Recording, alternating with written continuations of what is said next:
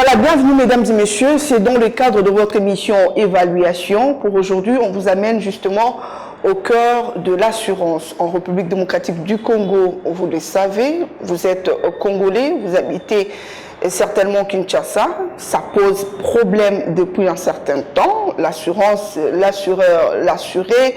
Il y a des fois de débats qui se créent autour de la question sur l'assurance, surtout lorsque vous êtes victime.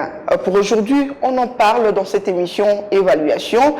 Et pour en parler, on a fait le choix de cette entreprise SFA. Voilà, c'est une entreprise financière qui est spécialisée dans l'assurance en République démocratique du Congo. Et pour cela, nous avons M. Shuga Mikekemo, agent commercial au sein de cette entreprise, mais également M. Valérie Alafou, il est directeur technique adjoint de cette entreprise à qui je dis bonjour et merci de nous recevoir chez vous. Bonjour madame, merci. Voilà, d'entrée de jeu, comment pouvez-vous définir l'assurance? Alors, par définition très simple pour des personnes qui sont en train de nous suivre, je dirais l'assurance est avant tout un contrat qui lie deux parties, c'est-à-dire l'assuré et l'assureur. L'assuré paye ou verse une prime qui engage l'assureur à l'indemniser au cas où un sinistre qui est un aléa pourrait subvenir dans les jours à venir, mais que ces sinistres-là puissent être régis dans le contrat qui les définit. Alors, dans les différents types des assurances, il y a d'abord, il faut savoir, il y a deux catégories des assurances. Il y a des assurances non-vie et vie. Essayez un peu de nous expliquer, quand on parle de l'assurance vie et non-vie, qu'est-ce que le Congolais doivent comprendre? Alors, les assurances non-vie, c'est ce qui est beaucoup plus, c'est ce que nous pratiquons beaucoup plus facilement dans la vie quotidienne, quand on voit les automobiles, les bâtiments, les assurances maladie. Mais quand on parle des assurances vie, on voit beaucoup plus les assurances qui sont dans le cadre comme une caisse de mutualité nationale. C'est-à-dire, c'est une caisse qui pourrait subvenir à vos besoins si un malheur qui pourrait subvenir en vous rendant à une invalidité permanente. Ok. Oui. Mais lorsqu'on parle de l'assurance vie, par exemple, lorsqu'on parle de l'assurance maison, assurance entreprise, assurance maladie, tout cela entre dans quelle catégorie dans ces deux groupes dont vous venez? Alors, dans les deux groupes, comme tu as dit, maison, voiture, là, c'est dans la catégorie non-vie. Oui. Comme on peut le définir, non-vie, c'est beaucoup plus dans tout ce qui est immobilier. Okay. Voilà. Non-vie, on parle l'assurance vie, l'assurance automobile et puis l'assurance bâtiment. En République démocratique du Congo, quelle est l'assurance qui est beaucoup plus contractée? L'assurance qui est beaucoup plus contractée, c'est d'abord l'assurance automobile. Exactement. C'est d'abord une assurance qui est obligatoire. Parce qu'après ça, il y a des assurances qui sont facultatives et celles qui sont obligatoires. Obligatoires, régies par l'État congolais qui rendent ces assurances obligatoires. Quelles sont ces assurances-là qui entrent justement dans le cadre de l'assurance obligatoire? Il y en a 6 assurances obligatoires, mais je préférerais que ça puisse être expliqué par le maître de la matière, le directeur Alafou qui est à ma gauche. Il saura vous expliciter cela. Voilà, directeur Alafou, lorsqu'on parle des assurances automobiles, vie, immeubles et consorts, essayez un peu d'expliquer aux Congolais qui vous suivent qu'est-ce qu'ils doivent comprendre et quand est-ce qu'on contracte justement ces assurances-là? Oui, merci. Comme disait Shuga, c'est vrai que nous avons des grandes catégorisations de nos produits. Nous, en RDC, nous les séparons par assurance vie et assurance non-vie. Les assurances non-vie, ça regroupe toutes les assurances de dommages, disons les assurances de biens. Quand il dit bien, tout ce qui peut être objet palpable, tout objet que vous avez dans votre patrimoine peut être assurable et peut avoir bénéfice de cette couverture d'assurance. Et il y a aussi les assurances des responsabilités. Vous comprendrez que c'est toujours un peu la même chose, mais sauf que dans les assurances de biens, c'est vous qui subissez, c'est votre bien qui subit un dommage, mais dans la responsabilité, c'est par vos faits et gestes où vous êtes engagé à réparer le bien que vous endommagez d'une autre personne. Alors ces assurances-là, c'est très important que les gens comprennent que c'est... en RDC, c'est vrai qu'on a voulu à un moment donné rendre obligatoire certains produits. Donc par exemple les assurances des responsabilités pour les automobilistes, leurs véhicules doivent obligatoirement avoir une assurance des responsabilités civiles, c'est rendu obligatoire par l'État congolais. Il parlait de ces assurances obligatoires, on va vous donner la liste après, mais c'est vrai que les assurances automobiles RC sont dans les assurances obligatoires en RDC. Les assurances incendie sont dans les assurances obligatoires en RDC. Les assurances de tout risque chantier, ceux qui construisent des maisons. Vous voyez, toutes ces assurances-là rentrent dans les assurances des dommages ou les assurances non-vie. Maintenant, si jamais... Le préalable, parle-nous du préalable pour contracter justement ces assurances-là. Déjà, il faut avoir l'intérêt dans un de ces produits-là. Si jamais moi j'ai un véhicule, je ne suis pas obligé de m'assurer en tout risque chantier parce que je n'ai pas un chantier à construire. Si j'ai un véhicule, je suis obligé de m'approcher vers mon assureur et bien sûr lui présenter les produits ou les besoins. Le fait d'avoir un véhicule me donne un intérêt de m'approcher vers mon assureur pour lui présenter mon patrimoine afin d'être couvert. Aujourd'hui, si je me décide, je vais construire un bâtiment, je vais avoir un chantier, je me mets dans l'obligation directement, le fait que je suis en train de mener la construction de ce chantier-là, je me mets dans l'obligation d'avoir une assurance tout risque chantier. Vous comprenez comment ça marche en RDC. Quand vous dites maintenant préalable pour avoir cette assurance, déjà c'est le besoin. Il faut en avoir besoin. Ça, c'est le premier. Quelles sont les conditions qu'il faut remplir? Il n'y a pas de conditions qu'il faut remplir? Il y a des conditions toujours. Le fait que j'ai besoin maintenant d'avoir cette assurance, la première condition que j'aurai à faire auprès de mon assureur, c'est de lui déclarer mon risque ou l'objet que j'amène dans l'assurance. Parce que nous parlons de l'exemple du véhicule.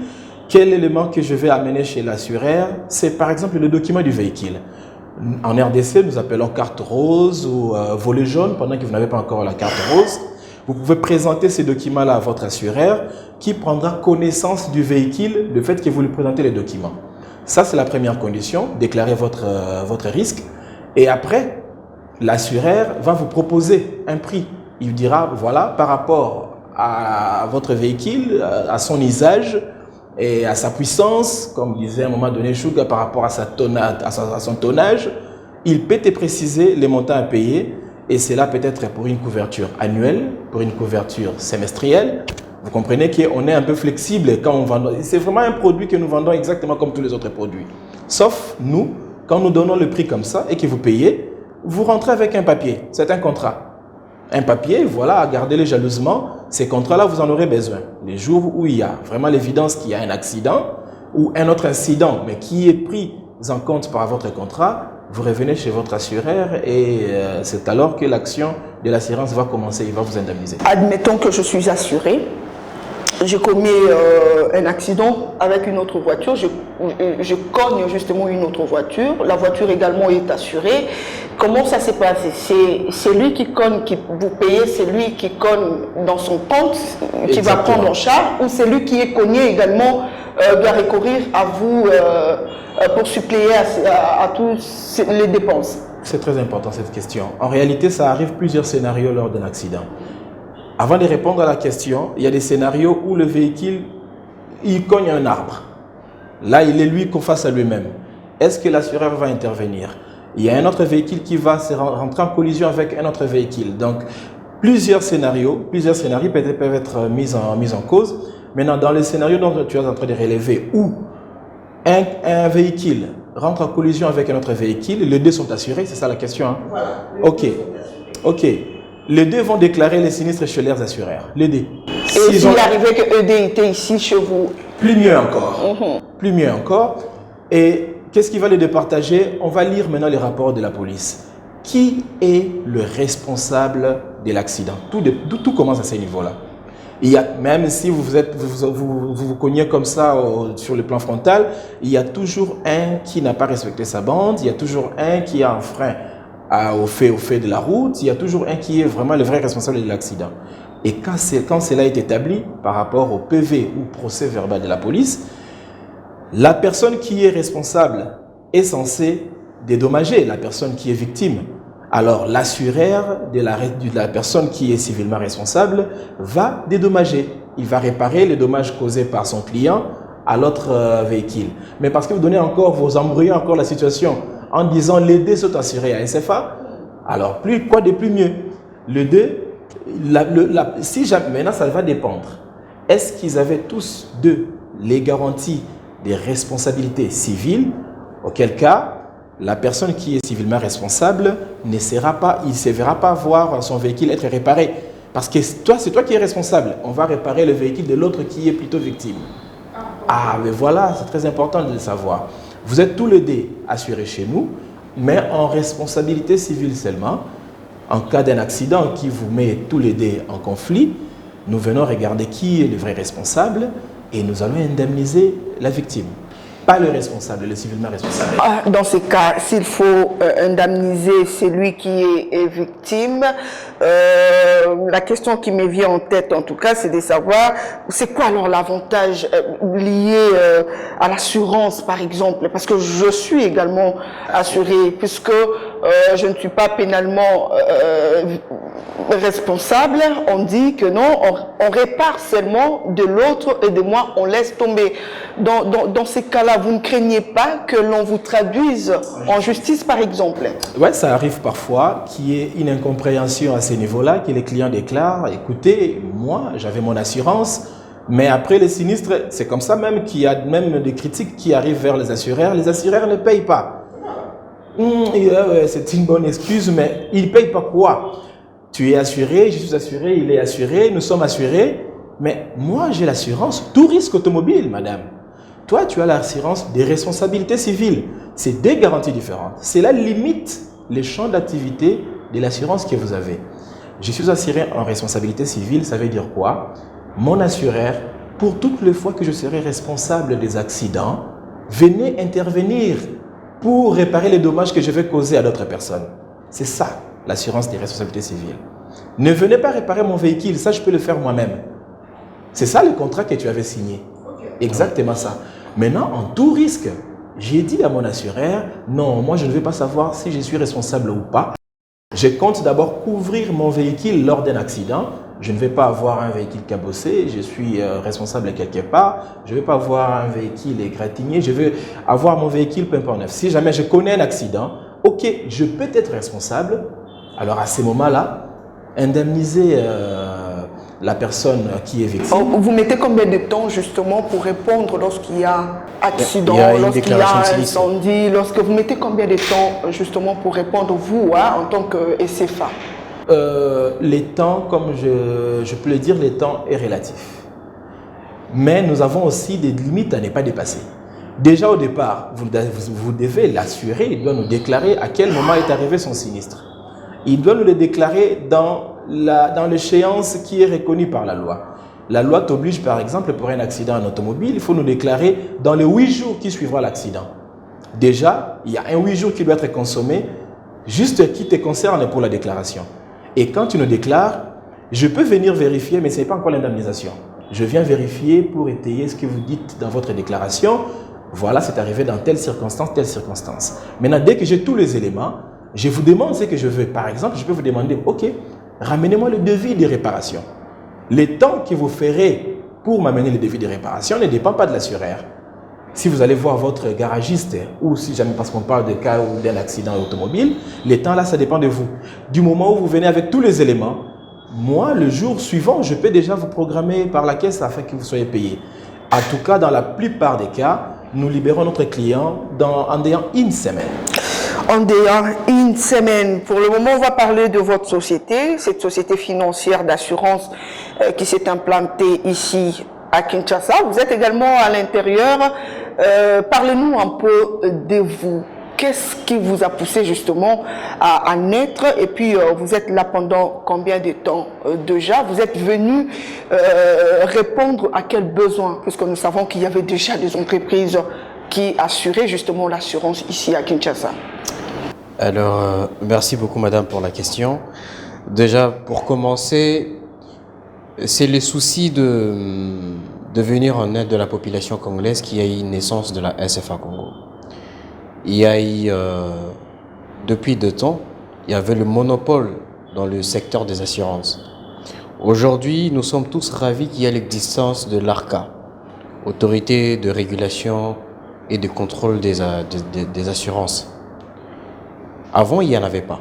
Ce qui veut dire le marché des assurances, c'est un marché, je peux dire, un marché pas très bien contrôlé. Il n'y avait pas des obligations de s'assurer localement, ce qui fait en sorte que chacun pourrait s'assurer où il veut. Donc ça créait une défaillance au niveau de la population pour comprendre l'importance des assurances. Parce qu'il n'y avait pas un intérêt majeur pour régulariser ces secteurs. Depuis 2015, il y a eu l'ordonnance loi numéro 15/005 du 17 mars 2015 portant création et libéralisation des secteurs des assurances. C'est à ce moment-là que c'est comme ouvrir le champ aux investisseurs de venir au pays. C'est un point très positif pour le pays parce qu'aujourd'hui, si on constate, il y a beaucoup de sociétés d'assurance qui sont venues répondre à cet appel-là et c'est un flux dans le marché de l'emploi. Il y a plusieurs jeunes, vous allez remarquer à la SFA, il y a plus de jeunes. Voilà. C'est vraiment dans cette optique-là que la SFA est venue pour ajouter sa pierre à l'édifice de la République. Qu'est-ce qu'il faut, au préalable pour souscrire ici chez vous à la SFA? Parlons des entreprises, mais également pour la deuxième catégorie qui est non-vie. Qu'est-ce qu'il faut? Là, monsieur Valérie a beaucoup plus martelé sur de voitures, mais si aujourd'hui il faut parler des immeubles ou des entreprises, par exemple, qu'est-ce qu'il faut au préalable pour venir s'inscrire ici chez vous à la SFA? C'est pareil. En réalité, la procédure de souscription reste la même pour tous les produits. Pourquoi je dis ça? Les personnes qui ont des bâtiments et qui voudront bien les assurer contre le risque d'incendie, les risques de vol, les risques d'inondation, beaucoup de risques que nous pouvons offrir ici à SFA, ils n'ont qu'à nous contacter via tous les canaux possibles, téléphone, ils peuvent venir ici au bureau, mais quand ils viennent, ils doivent remplir un formulaire. C'est dans ces formulaires-là que nous posons des questions du genre quelle est l'adresse de votre bâtiment que nous voulons couvrir en assurance, quelle est sa valeur, le bâtiment est à quel usage, est-ce que c'est un hôtel, est-ce que c'est un restaurant, est-ce que c'est un bâtiment d'habitation normal. Alors, toutes ces questions vont nous amener à poser peut-être d'autres sur la sécurité. Comment est-ce que vous sécurisez votre bâtiment?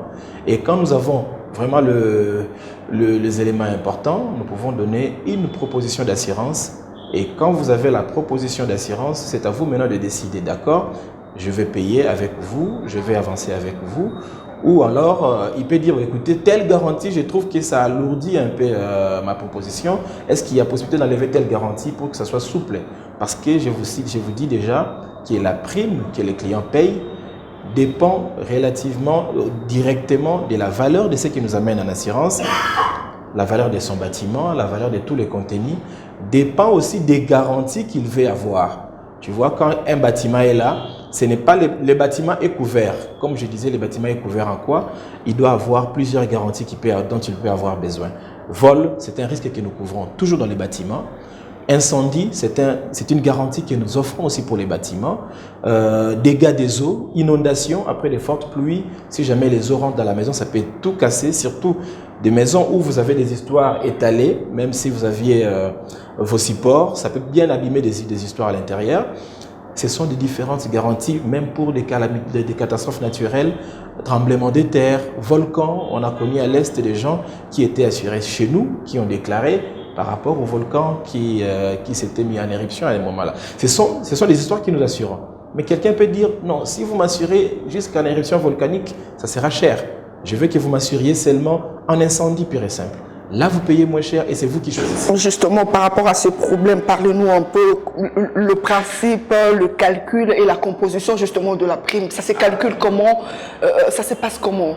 Ok, donc dans la prime, vous avez la prime que les clients payent, c'est un total de tout. Mais il est partitionné à l'intérieur de la prime qui est la prime nette. En réalité, la nette là, c'est la nette qui accompagne son risque. C'est ce qui nous sert quand il y a un sinistre, c'est cette prime là. Vous comprendrez que nous sommes dans une mutualité. Vous êtes nombreux. Ce n'est pas tout le monde qui va connaître les sinistres. C'est une infime partie seulement. Alors, c'est l'argent collecté dans la prime nette qui va constituer les fonds nécessaires pour payer les différents sinistres qui vont arriver. Donc, la prime sera constituée du coût de la partie technique réelle qui va supporter les sinistres. Il va être constitué aussi de la TVA, parce que les clients qui payent, ils supportent aussi un peu de la TVA. C'est une dépense à rentrer dans le calcul de la prime. Maintenant, les éléments qui nous aident à fixer la prime nette, ce sont ces éléments-là que je viens de dire. C'est d'abord quelles sont les garanties que tu choisis, quelle est la valeur de ton immeuble, et nous avons un taux. Ah, mais ça c'est très important. Les taux nous est fixé, aujourd'hui nous avons les régulateurs comme Suga disait ici, ARCA, qui fixe le taux minimum. C'est-à-dire pour régulariser les entreprises, il dit écoutez, ne partez pas en désordre chez les clients. Ayez un taux minimum en deçà de quoi vous ne pouvez pas donner un prix. Mais celui qui sent qu'il a une valeur ajoutée dans ses produits, il peut donner un taux beaucoup plus supérieur. Je donne un exemple pour qu'on soit concret. Mon bâtiment coûte $1 million. J'ai le contenu à l'intérieur qui coûte $500 000. Je suis un hôtel. C'est un grand bâtiment. Je ne cite pas l'hôtel ici. Alors, ces bâtiments-là, ils vont s'assurer en incendie, en vol, en dégâts des eaux, en plusieurs risques que nous pouvons lui proposer. Moi, je dirais, écoutez, tu veux tous ces risques-là, ok, je prends la valeur qu'il va me communiquer, multiplier, c'est un exercice simple, multiplié par 0,150%. Vous comprenez? À la fin, la personne peut payer... J'espère que les téléspectateurs comprennent également, parce que ce sont des petites questions comme ça qui posent problème en tout cas. Il y a une personne qui souscrit, qui remet quand même son argent, et le jour où il connaît un petit souci, vous venez, vous lui donnez la moitié. Est-ce que tout ça là, ça ne se discute pas au préalable avant de continuer avec la réponse dont vous donnez là? Est-ce que ça ne se discute pas au préalable? C'est un contrat, ça doit se discuter. C'est comme ça que nous disons. Mais qu'est-ce qui crée alors cette incompréhension là entre vous, l'assureur, et l'assuré? La faute est partagée. On ne peut pas toujours couvrir les draps de notre côté, plutôt du côté du client, dire que non, c'est lui qui a la responsabilité. La faute, elle est partagée. Regarde comment je vais les séparer. La faute, souvent, d'une fin non intéressante quand il y a un sinistre qu'on ne paye pas, soit c'est les clients qui n'avaient pas compris son contrat, il ne sait pas pourquoi il s'est assuré. En tout cas, on ne peut pas critiquer tous les clients. Il y en a certains, après avoir signé le contrat, ou avant de signer le contrat, ils regardent seulement le prix. C'est combien je paye. Et il paye surtout pour les assurances obligatoires. Il paye, il s'en va, sans lire les contrats. Les contrats peuvent te dire, voilà dans quel mécanisme tu es couvert, à quelle limite tu es couvert et dans quelle situation ton assurance ne peut pas courir. J'ai donné l'exemple là, comme tu disais, pour un bâtiment. Admettons qu'il y a tu es assuré un bâtiment, mais bon, écoutez, c'est ton véhicule qui a connu l'accident en cours de route. Ou l'immeuble s'écroule, par exemple. Ou l'immeuble s'écroule. Si jamais tu n'avais pas assuré les tremblements de terre qui feraient écrouler ton bâtiment, ne viens pas déclarer les sinistres incendie. Parce que moi, je t'avais couvert en incendie. Et toi, ce qui est arrivé, c'est autre chose. Je ne peux pas te couvrir. De notre côté, nous avons la responsabilité d'expliquer bien aux clients. C'est-à-dire les clients, quand ils achètent, ne courront pas vite. En tout cas, chez nous, ce n'est vraiment pas l'habitude. Nous ne courons pas vite vers la prime, mais nous lui expliquons, voilà les termes de ton contrat. Tu es couvert juste en cas d'incendie. S'il n'y a pas d'incendie chez toi, ça veut dire qu'il n'y a pas de sinistre. Ton contrat ne peut pas aller au-delà de ce que nous avons fixé comme limite lors de ta signature. Nous lui expliquons. Il peut avoir intérêt à dire, ah, mais moi, je veux aussi que vous me couvriez en cas de vol. Ah, là, les clients commencent à comprendre. Nous ajoutons la garantie vol avec la petite surprime qui va avec et il va payer avec toute assurance que le jour où j'aurai aussi un vol chez moi, je serai indemnisé. Donc, c'est cette compréhension-là. Les clients doivent savoir lire les contrats, poser des questions au moment de la signature, revenir chez l'assureur si jamais il y a des zones d'ombre dans leur contrat et ne pas seulement laisser l'assureur, parce que souvent les assureurs ils regardent, bon, la prime, il encaisse, et toi, le jour des sinistres, il va commencer à t'expliquer des choses. Je suis assurée trimestriellement. Après le trimestre, il n'y a eu rien comme dégâts et consorts. Qu'est-ce qui arrive?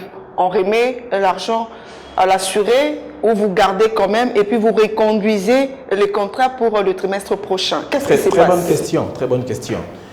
Déjà au départ, notre ami Suga nous a expliqué que les contrats d'assurance, plutôt l'assurance c'est un contrat entre deux personnes. L'une des personnes paye sa prime, l'autre personne indemnise en cas de sinistre. Ce que nous avons peut-être pas relevé, c'est que nous constituons en mutualité un ensemble de personnes soumises à un certain risque. Dans la mutualité, il y a toujours des gens qui ne connaissent pas les sinistres.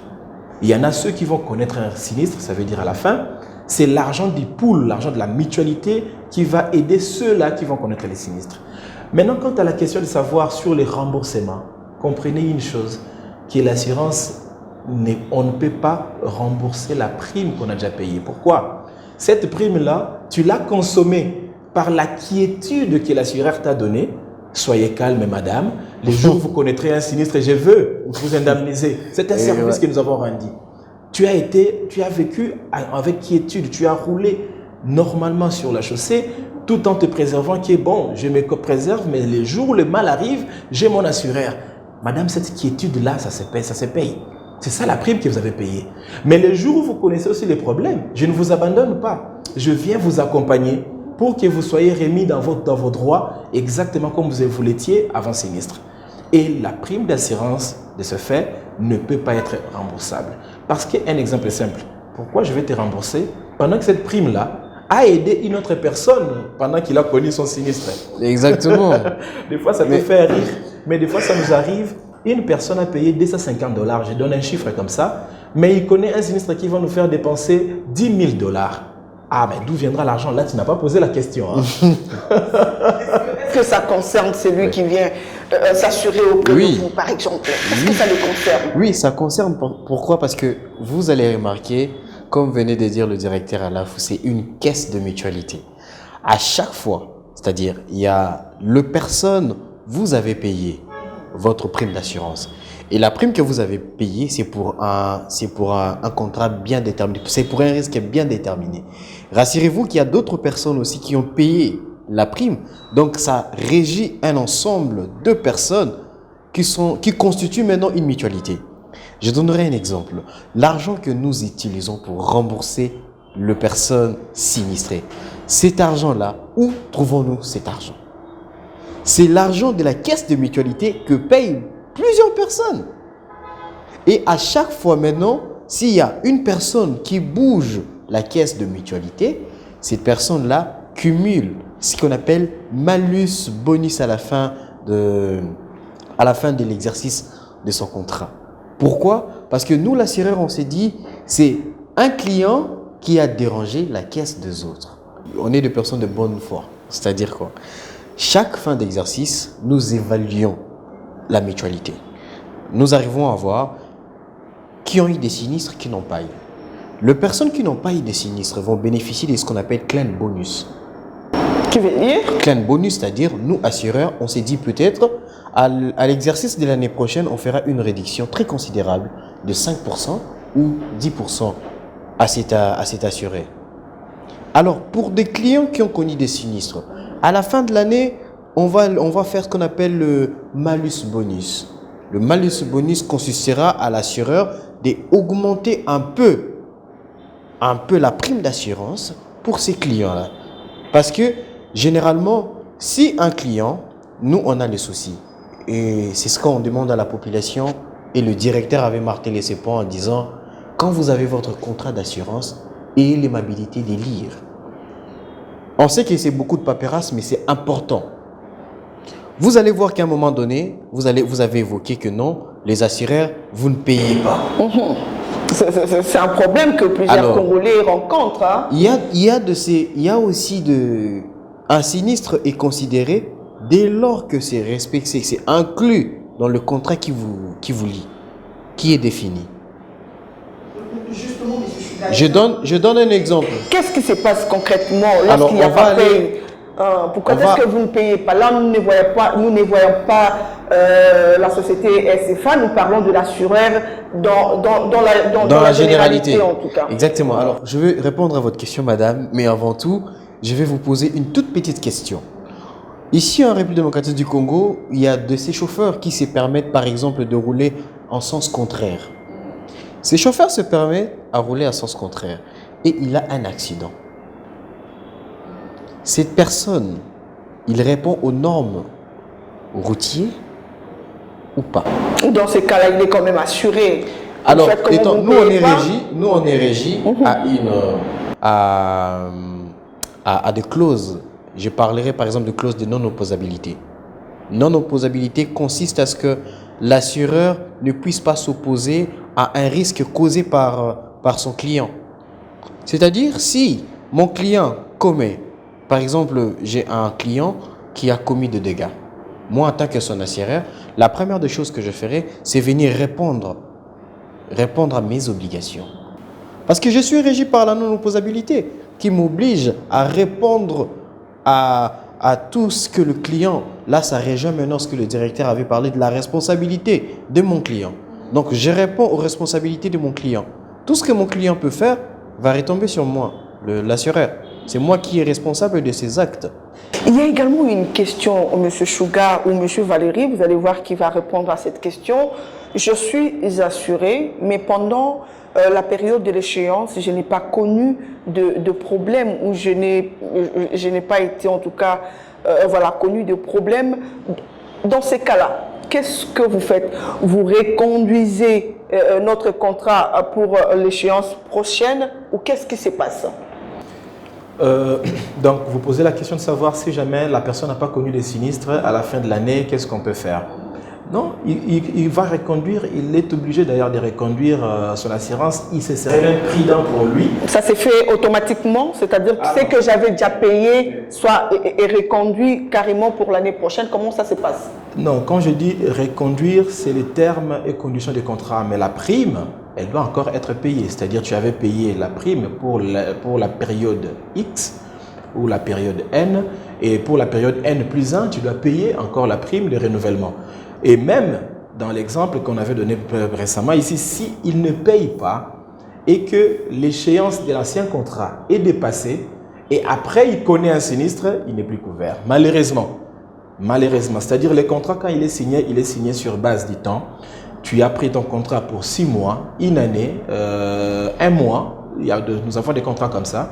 Alors, du moment où tu arrives à échéance, d'ailleurs si nous partitionnons les moments, c'est juste pour atteindre ton budget. J'ai pris l'assurance pour 6 mois parce que je n'ai qu'un budget pour 6 mois. Naturellement, si jamais les 6 mois sont épuisés, tu dois payer la prime pour les 6 mois à venir ou carrément renouveler pour une année selon ce qui est beaucoup plus de standards. Mais en réalité, les gens posent des questions du remboursement comme on disait. Donc la prime ne se rembourse pas. Ça ne se reporte pas en écriture que non, vous n'avez pas connu les sinistres, on les reporte. Parce que vous êtes en train de contribuer. Madame, prenez ça vraiment comme la vraie mutualité que nous faisons par-ci par-là. Mutualité des ressortissants, des mutualités de ceci, cela. Où vous contribuez pour être assisté le jour où vous êtes malade. Si vous ne tombez pas malade, vous n'allez pas dire donnez-moi mes cotisations. C'est comme ça que ça s'appelle cotisation. Ah ben voilà, ça j'avais oublié.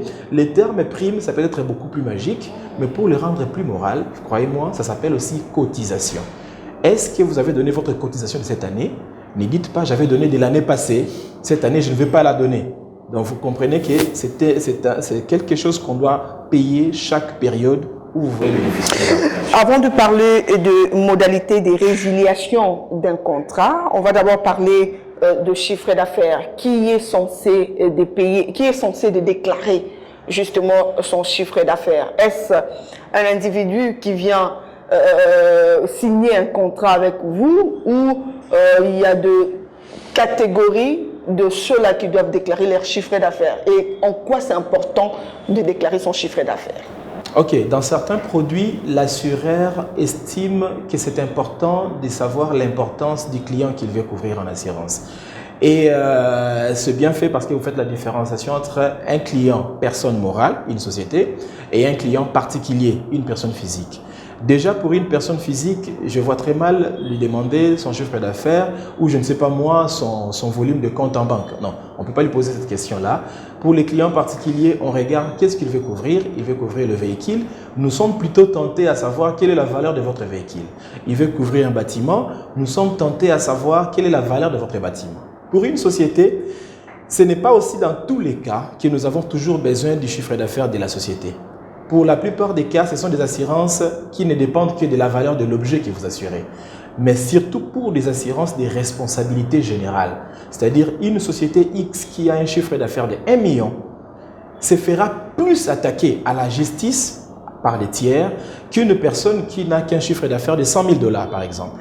En tout cas, une petite société et une grande société font la différence quant souvent au nombre de dossiers qu'ils ont en justice. C'est comme ça que nous, en interne, nous trouvons intéressant, c'est dans la technique générale des assurances, nous trouvons important de mesurer l'importance de la société en demandant le chiffre d'affaires.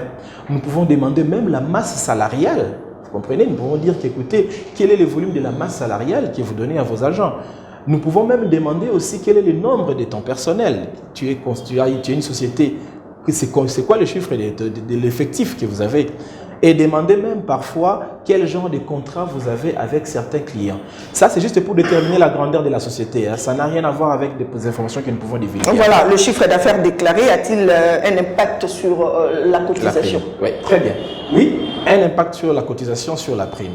Une société qui a un très bon chiffre d'affaires, en tout cas, il se verra facilement il se verra taxé, je vais dire, imposer une petite prime beaucoup plus supérieure qu'une autre société qui a un faible chiffre d'affaires. Vous êtes une PME, vous ne payez pas de la même façon qu'un multinational la prime. C'est-à-dire vos impacts sur le marché, sur le terrain contractuel sont différents. Alors vous payez plus quand vous avez un chiffre d'affaires important. C'est ça l'important. Est-ce que ça arrive également que celui qui vient pour souscrire cache le vrai chiffre d'affaires qu'il génère? C'est que je ne serais pas conseillé, ça c'est vrai, ça nous arrive parfois. Comment vous faites pour pallier justement lorsqu'il y a des problèmes? C'est très important, c'est là où nous attirons l'attention des gens qui nous suivent, que non, parfois il faut déclarer tout ce que vous avez. La négociation sur la prime ne peut pas seulement se jouer en cachant les informations utiles. La négociation sur la prime peut se jouer partout. Tu sais, quelqu'un peut dire j'ai un grand chiffre d'affaires, mais en cas de sinistre, je veux que vous m'assuriez seulement à hauteur d'autant. Vous nous limitez déjà. Et quand vous avez cette limite-là, moi, je ne peux pas exagérer votre prime parce qu'au départ, vous avez négocié en disant, en cas de sinistre, voilà la limite à laquelle je veux que vous arriviez. Vous ne dépasserez pas tel montant et du coup, l'assureur se sent confortable à baisser la prime, même si votre chiffre d'affaires reste le même. Voilà, à présent, on va parler des modalités de résilience d'un contrat d'assurance. Parlez-nous un peu de cela. La résiliation d'un contrat est souvent l'initiative des deux parties. C'est un contrat qui nous oblige mutuellement. Du coup, l'assureur, si jamais il voit un élément qui ne lui met plus à l'aise, il peut demander la résiliation. Je commence pour l'assureur. Au départ, tu as déclaré, je donne un exemple banal, comme ça tout le monde va comprendre. Au départ, tu nous as déclaré que ton véhicule était un véhicule personnel. Je t'ai couvert. Parce que je savais que tu faisais juste des courses privées. Quelques temps après, je ne sais pas par quel canal d'information, je suis informé que ton véhicule fait taxi. L'assureur peut dire, ah, moi, le contrat que j'avais signé avec toi, ce n'était pas un contrat pour un véhicule personnel, en tout cas, plutôt pour un véhicule taxi. Le fait que vous avez changé l'usage du véhicule, l'assureur peut être en droit de demander la résiliation du contrat. Mieux, soit il peut dire, écoutez, je vais continuer à l'assurer, mais il faut rajouter la prime. Il faut payer une prime supplémentaire pour que je couvre l'usage le nouveau que tu as pris. Alors, si jamais les attentes ne sont pas là, on peut résilier le contrat. Une autre façon de résilier, c'est quand le client lui-même demande que non, bon voilà, je trouve que j'ai vendu mon véhicule, le véhicule qui était assuré pour une année, je l'ai vendu. Eh bien, parce que j'ai vendu mon véhicule, vous ne pouvez plus m'assurer. Je vais résilier le contrat. Quelle est votre particularité, vous, SFA, dans ces secteurs, comparativement à d'autres compagnies qui existaient déjà en République démocratique du Congo? Sur la particularité de la SFA, j'évoquerai déjà sur nos partenaires. La SFA, on a SCOR comme partenaire. SCOR, c'est le 3e réassureur mondial et le premier réassureur de l'État français. Donc cela justifie la crème de la SFA sur ces secteurs des autres sociétés d'assurance. Vous pensez que vous faites mieux sur ce qui se faisait ailleurs, ou parce que vous avez un grand partenaire, cela vous donne quand même des épaules pour vous dire que non, vous êtes mieux par rapport aux autres? Pourquoi est-ce qu'aujourd'hui un Congolais doit venir auprès de vous, pas chez les autres par exemple? Alors, SFA a sa particularité de traiter ses clients. Chaque client chez nous, c'est une nouvelle histoire. Mais ce qui est important aussi à savoir chez la SFA... Il n'y a pas de différence de classe, parce que cette personne est dans une classe très élevée que l'autre, vous le traitez différemment, il n'y a pas cette différence. Chez nous, la SFA, la différenciation de classement dépend d'abord de produits d'assurance. C'est-à-dire, il y a de ces produits-là, vous serez suivi par des personnes spécialisées sur ces domaines. Le directeur Alain Fouquier à ma gauche, il peut vous expliciter que il y a de ces clients qui est peut-être assuré chez nous en automobile. Il est suivi par une personne qui est spécialisée dans le secteur d'automobile. Il y a d'autres personnes ici chez nous qui est suivie par une personne qui est spécialisée dans tout ce qui concerne les assurances bâtiments incendie. Et aussi, vous suivez de près. On suit de près. Nous, un client chez nous... Bien que vous ne faites pas cadeau. On a notre politique de traiter nos clients, madame. Par exemple, à la fin de l'année, on fait de cadeaux à nos clients. Exactement. Chez la SFA, nous partons visiter nos clients, nous conseillons nos clients. On regarde, par exemple, je peux arriver, vous êtes mon client, j'arrive chez toi, je dis, madame, pour éviter le risque, je vois que le raccordement que vous avez effectué n'est pas bien. Donc vous effectuez des descentes exactement chez nos clients. Donc c'est-à-dire le suivi est continuel. Chez nous, c'est pas que tu payes ta prime et puis voilà, on va se retrouver à la fin de l'année pour te demander encore de renouveler. Non, non, non. Chez nous, c'est un suivi continuel parce que notre souci, c'est quoi? C'est pas que tu puisses avoir un sinistre. Notre souci, c'est aider ton business à évoluer. Donc, c'est ça l'objectif. Voilà, la dernière question, depuis que vous êtes là, c'est quoi votre apport justement dans ces secteurs? C'est quoi votre apport dans ces secteurs? Dans le secteur des assurances, c'est vrai que depuis la libéralisation, on a compris que la pédagogie dans la compréhension de l'assurance a été largement diffusée. Les gens ne comprenaient pas l'assurance au départ, ils commencent à comprendre que non, réellement, c'est un produit de consommation. C'est-à-dire aujourd'hui, quelqu'un peut venir facilement te demander une assurance qui hier n'était pas facilement demandée.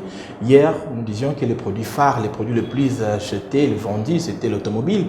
Aujourd'hui, voyez-vous, c'est même les propriétaires des bâtiments, les gens qui sont en train de construire leur chantier, qui commencent à s'empresser à se couvrir.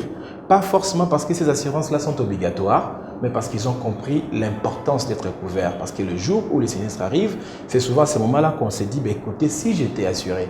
Donc les gens commencent à rentrer lentement vraiment dans une sphère où ils sont d'accord avec les assureurs du pays, pour ne pas parler que de nous-mêmes. On est quand même dans un grand marché qui a son essor aujourd'hui, régulé par l'autorité de régulation du marché des assurances, qui est en train de marteler les choses de telle façon que les clients comprennent. Aujourd'hui, l'autorité là de régulation, il est dans plusieurs fronts pour ramener même les expatriés qui avaient la tendance à acheter l'assurance à l'extérieur du pays, à l'acheter en RDC. Et ça, c'est encore un point très important à marteler. Hier, c'était la fuite des capitaux. Aujourd'hui, l'argent des Congolais est en train de faire des choses en économie congolaise. Et moi, je trouve que c'est très positif pour notre marché des assurances aujourd'hui. Le secteur contribue également au développement de l'économie congolaise? Obligatoire. La prime qui collecte, on a parlé de la mutualité, la prime qui collecte les secteurs d'assurance, c'est des capitaux frais qui boostent les entreprises, les nouvelles entreprises qui doivent commencer. Les assureurs partout dans le monde sont appelés les investisseurs institutionnels. L'argent que vous collectez, vous le gardez dans des banques. Et les banques donnent les crédits. Vous comprenez que c'est une chaîne dans un grand maillon qui fait que les gens sont en train... Donc nous sommes en train de participer activement à l'évolution de l'économie du pays avec les systèmes d'épargne des gens, parce que je parle vraiment dans un cadre beaucoup plus large, les assurances de dommages et les assurances vie. Les gens qui épargnent, c'est de l'argent frais qui sont dans des banques et qui sont en train de booster souvent les entreprises qui naissent. C'en est fini pour aujourd'hui, mesdames et messieurs. Voilà, c'était votre émission Évaluation. Et aujourd'hui, on a évalué l'assurance en République démocratique du Congo, mais également nous avons parlé de cette société ECFA.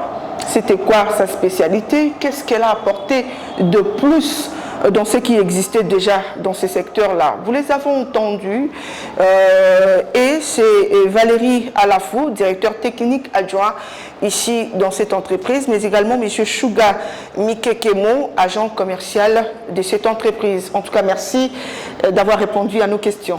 Merci, j'espère que ça sera encore mieux la prochaine fois. Voilà, le rendez-vous est pris pour la semaine prochaine, certainement avec un autre invité autour d'une autre question. Mesdames et messieurs, entre-temps, prenez bien soin de vous. Je vous retrouve la semaine prochaine. Au revoir.